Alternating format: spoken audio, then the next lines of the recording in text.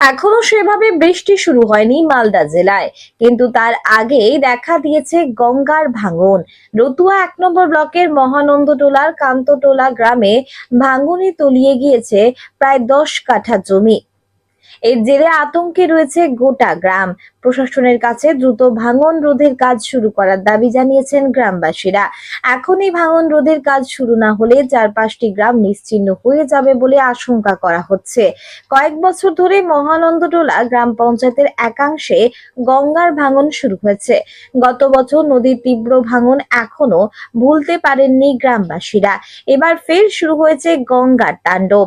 গ্রামবাসীরা জানাচ্ছেন, গতকাল বন্যার সময় গঙ্গায় কিছু বালির বস্তা পড়লেও তারপর থেকে কাজ বন্ধ।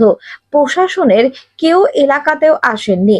ভোটের আগে নেতা মন্ত্রীরা এসে দ্রুত ভাঙন রোধের কাজ শুরু করানোর আশ্বাস দিয়েছিলেন, কিন্তু ভোটের পর আর তাদের দেখতে পাওয়া যায়নি।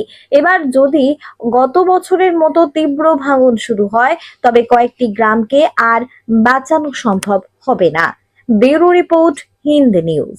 এখন কোনো ব্যবস্থা নেওয়া হয়নি এখানে। গত বছর বন্যায় কিছু তো বস্তা ফাঁকা হয়েছিল এখানে, আর কিছু ওই ভাটার কাছে।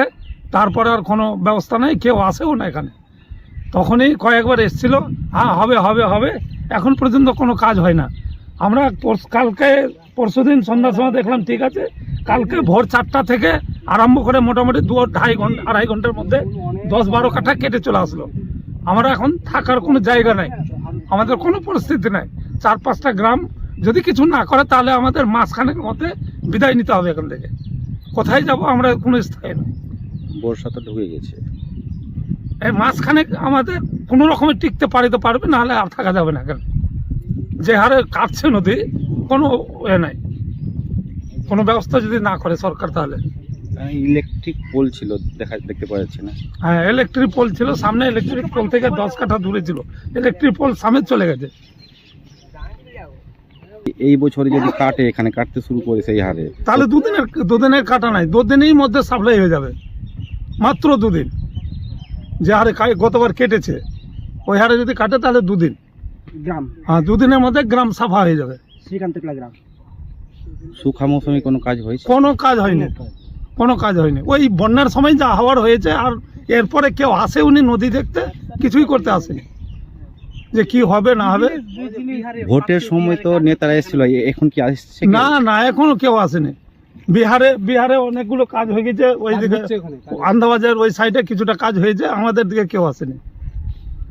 ওরা বলছে যে কিছু দূর বিহার পর্যন্ত করব, কিন্তু ওরাও এখনো পর্যন্ত পৌঁছায়নি এদিকে, ওইদিকেই কাজ করছে।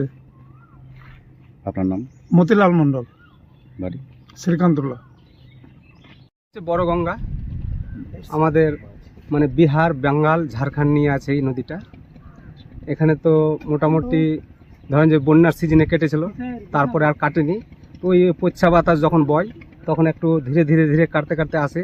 কিন্তু হঠাৎ এই যে পরশুদিন আমরা গতকালকে আমরা এখানে সন্ধ্যার সময় বসেছিলাম, সব কিছু ঠিক ছিল।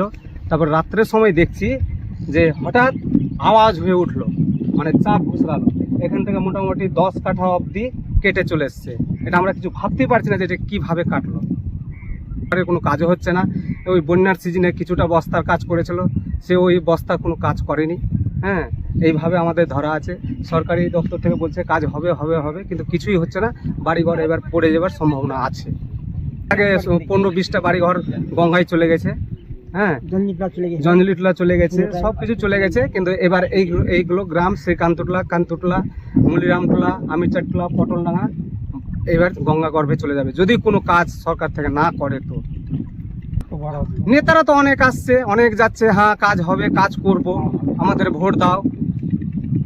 নেতাদের যেরকম কথা সেই মতোই কথা বলছে ওরা। না, ভোটের পরে কোনো নেতা আসেনি, এখন কোনো নেতা আসেনি। আপনার নাম? আমার নাম রাজকুমার মণ্ডল, বাড়ি শ্রীকান্তটোলা।